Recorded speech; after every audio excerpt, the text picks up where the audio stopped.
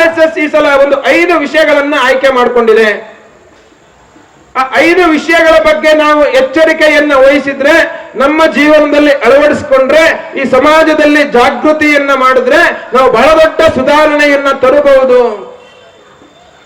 ಅದರಲ್ಲಿ ಒಂದು ಸಾಮಾಜಿಕ ಸಾಮರಸ್ಯ. ಇವತ್ತು ಸಮಾಜ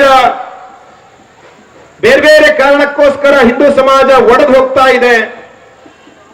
ನಾವು ಎಷ್ಟೇ ಪುರಾತನವಾದಂತಹ ಸನಾತನವಾದಂತಹ ಶ್ರೇಷ್ಠವಾದಂತಹ ಧರ್ಮವನ್ನು ಹೊಂದಿದ್ರೂ ಕೂಡ ಇವತ್ತು ನಮ್ಮ ಧರ್ಮಕ್ಕೆ ಸಮಾಜಕ್ಕೆ ಒಂದು ಅಸ್ಪೃಶ್ಯ ಅನ್ನುವಂತ ಒಂದು ಕಳಂಕ ಅಂಟಿದೆ. ಆ ರೀತಿಯ ಕಳಂಕವನ್ನ ತೊಡೆದು ಹಾಕಬೇಕಾದಂತ ಒಂದು ಅನಿವಾರ್ಯತೆ ಇದೆ.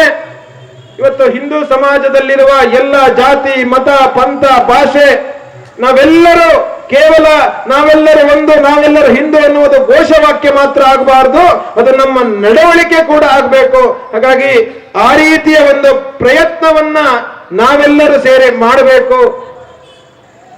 ಜಾತಿ ಜಾತಿಗಳ ಮಧ್ಯೆ, ಪಂಥ ಪಂಥಗಳ ಮಧ್ಯೆ, ಭಾಷೆ ಭಾಷೆಗಳ ಮಧ್ಯೆ ಒಂದು ಸಾಮರಸ್ಯವನ್ನ ತರುವಂತವನ್ನ ಕೆಲಸವನ್ನ ಮಾಡಬೇಕು. ಅದನ್ನೇ ಹಿಡಿದು ನಮ್ಮ ಶತ್ರುಗಳು ನಮ್ಮನ್ನ ಒಡೆಯುವಂತ ಪ್ರಯತ್ನವನ್ನ ಮಾಡ್ತಿದ್ದಾರೆ. ಅದನ್ನ ಮೇಲೆತ್ತು ಈ ಹಿಂದೂ ಸಮಾಜ ಒಟ್ಟಾಗಿ ನಿಲ್ಲುವಂತ ಒಂದು ಸಾಮರಸ್ಯ ತರುವಂತ ಒಂದು ಕೆಲಸ ಆಗಬೇಕು. ಈಗಾಗಲೇ ಸಂಘ ಅದನ್ನ ಮಾಡ್ತಾ ಇದೆ.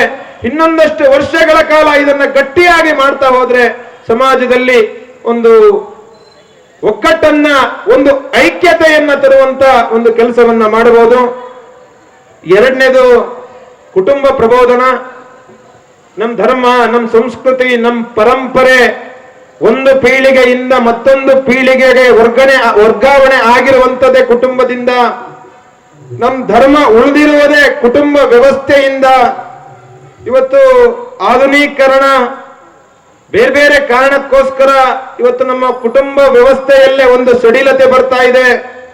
ನಮ್ಮ ಕುಟುಂಬದಲ್ಲೇ ಕುಟುಂಬದ ಎಲ್ಲ ಸದಸ್ಯರು ಒಟ್ಟಿಗೆ ಸೇರಿ ಹಬ್ಬ ಹರಿದಿನಗಳನ್ನ ಆಚರಣೆ ಮಾಡುವಂಥದ್ದು.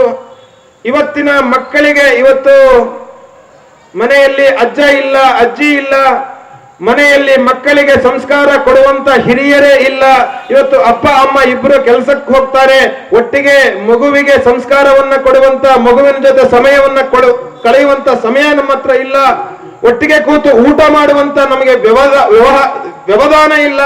ಇವತ್ತು ಮಕ್ಕಳು ಮೊಬೈಲ್ ಅನ್ನ ನೋಡಿಕೊಂಡು, ಟಿವಿ ಸೀರಿಯಲ್ಗಳನ್ನ ನೋಡಿಕೊಂಡು ಒಂದು ಕುಟುಂಬದ ವ್ಯವಸ್ಥೆಯನ್ನೇ ಒಂದು ಹಾಳು ಮಾಡುವಂತ ಒಂದು ವಾತಾವರಣ ಇದೆ. ಮೂರನೇದು ಸ್ವದೇಶಿ. ನಮ್ಮ ಧರ್ಮ, ನಮ್ಮ ಸಂಸ್ಕೃತಿ, ನಾವು ಇದ್ರ ಬಗ್ಗೆ ಏನೇನೇ ಮಾತನಾಡಿದ್ರು ಅದರ ಆಚರಣೆಯನ್ನ ನಾವು ನಮ್ಮಿಂದನೇ ಪ್ರಾರಂಭ ಮಾಡಬೇಕು. ನಮ್ಮ ಭಾಷೆಯನ್ನೇ ನಾವು ಬಳಸಬೇಕು. ನಮ್ಮ ಭೂಷಣವನ್ನೇ, ನಮ್ಮ ವಸ್ತ್ರಗಳನ್ನೇ ನಾವು ತೊಡಬೇಕು. ನಮ್ಮ ಆಹಾರವನ್ನೇ ನಾವು ಬಳಸಬೇಕು. ಕನಿಷ್ಠ ವಾರಕ್ಕೊಮ್ಮೆ ಆದ್ರೂ ಮನೆಯಲ್ಲಿ ಭಜನೆಯನ್ನ ಮಾಡಬೇಕು. ನಮ್ಮ ದೇವಸ್ಥಾನಗಳಿಗೇನೆ ಪ್ರವಾಸವನ್ನ ಕೈಗೊಳ್ಳಬೇಕು. ನಾಲ್ಕನೇದು ಪರಿಸರ. ಪರಿಸರ ಉಳಿದರಷ್ಟೇ ಈ ಭೂಮಂಡಲ ಉಳಿಲಿಕ್ಕೆ ಸಾಧ್ಯ. ಇವತ್ತು ಪರಿಸರವನ್ನ ನಾವು ಮನಸ್ಸೋ ಇಚ್ಛೆ ಅದನ್ನ ಹಾಳು ಮಾಡುವಂತ ಒಂದು ಪ್ರಯತ್ನವನ್ನು ಮಾಡ್ತಾ ಇದ್ದೀವಿ. ಆ ಪರಿಸರವನ್ನ ಉಳಿಸಿಕೊಳ್ಳುವಂತ ಒಂದು ಕನಿಷ್ಠ ಕೆಲಸವನ್ನಾದ್ರೂ ನಾವು ಮಾಡಬೇಕು. ಇವತ್ತು ಮರವನ್ನ ಕಡಿದರ ಪರಿಣಾಮವಾಗಿ ಇವತ್ತು ಜಗತ್ತಿನಲ್ಲಿ ವಾತಾವರಣದಲ್ಲಿ ಇವತ್ತು ಗ್ಲೋಬಲ್ ವಾರ್ಮಿಂಗ್ ಪ್ರಾರಂಭ ಆಗಿದೆ. ಐದನೇದು ನಾಗರಿಕ ಶಿಷ್ಟಾಚಾರ, ಒಂದು ಸಿವಿಕ್ ಸೆನ್ಸ್ ಅಂತ ನಾವೇನ್ ಹೇಳ್ತೀವಿ. ಸಾಮೂಹಿಕ ಸಮಾಜದಲ್ಲಿ ಬದುಕಬೇಕಾದ್ರೆ ನಾವು ಯಾವ ರೀತಿ ಇರಬೇಕು, ನಮ್ಮ ನಡೆ ನುಡಿ ಯಾವ ರೀತಿ ಇರಬೇಕು. ಈ ದೇಶ ನಮಗೆ ಸಂವಿಧಾನವನ್ನ ಕೊಟ್ಟಿದೆ, ಕಾನೂನನ್ನ ಕೊಟ್ಟಿದೆ, ಅದೆಲ್ಲವನ್ನು ನಾವು ಪಾಲಿಸುವಂತವರಾಗಬೇಕು. ಈ ದೇಶ ನಮಗೆ ಕೇವಲ ಹಕ್ಕನ್ನು ಮಾತ್ರ ಕೊಟ್ಟಿಲ್ಲ, ನಮಗೆ ಕರ್ತವ್ಯವನ್ನು ಕೊಟ್ಟಿದೆ. ರಾಷ್ಟ್ರೀಯ ಕರ್ತವ್ಯವೂ ಇದೆ, ಸಾಮಾಜಿಕ ಕರ್ತವ್ಯವೂ ಇದೆ. ಅದೆಲ್ಲವನ್ನ ನಾವು ಪಾಲಿಸುವಂತಾಗಬೇಕು. ಆ ರೀತಿಯ ಒಂದು ಜಾಗೃತಿಯನ್ನ ನಾವು ಮೂಡಿಸಬೇಕು. ಉದಾಹರಣೆಗೆ ನಾವು ಟ್ರಾಫಿಕ್ ರೂಲ್ಸ್ ಅನ್ನ ತಗೊಂಡಾಗ ಹೆಲ್ಮೆಟ್ ಅನ್ನ ಹಾಕ್ಬೇಕು. ಗಾಡಿಯನ್ನ ಓಡಿಸಬೇಕಾದಾಗ ನಮ್ಮ ಹತ್ರ ಲೈಸೆನ್ಸ್ ಇರಬೇಕು. ಪೊಲೀಸ್ ಇಲ್ಲದೆ ಇದ್ದಾಗನು ಏನು ರೆಡ್ ಲೈಟ್ ಇರುತ್ತೆ ಅವ ಗಾಡಿಯನ್ನ ನಿಲ್ಲಿಸಬೇಕು.